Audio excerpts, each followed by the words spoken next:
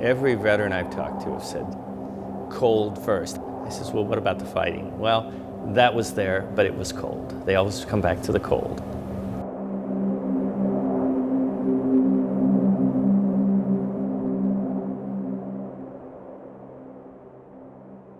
This is a GI, 1944-45, cold weather gear. If you notice, he has an overcoat on, and that was issued to all soldiers. This is an extremely heavy overcoat, between probably 8 and 10 pounds. But also he has an Army issue muffler, that was actually.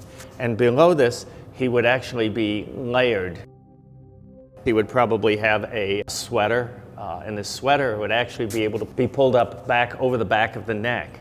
And under his helmet, he would have the Jeep cap, and the Jeep cap he could wear under the helmet and pull that around, and that would cover his ears. This soldier has a pair of gloves, but what was more often the norm was the combat mittens. And the combat mittens was standard knitted mitten, although it had one modification. Not only have the thumb, but would have the index finger, so he could actually pull the trigger to his M1 Garand.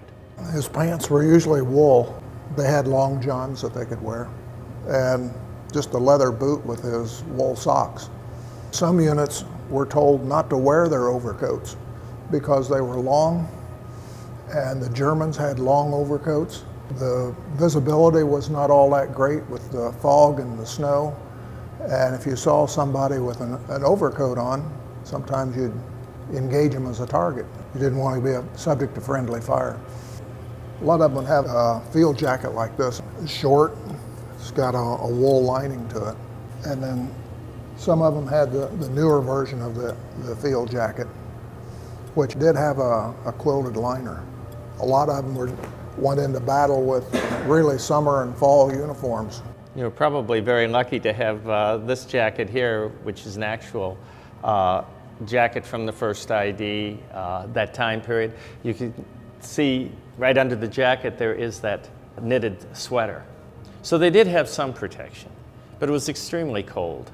They're not only in combat, but they're dealing with the elements. And the Bulge lasted from the 16th of December all the way up to the 15th of January. So it was in the middle of winter that the fighting was going on.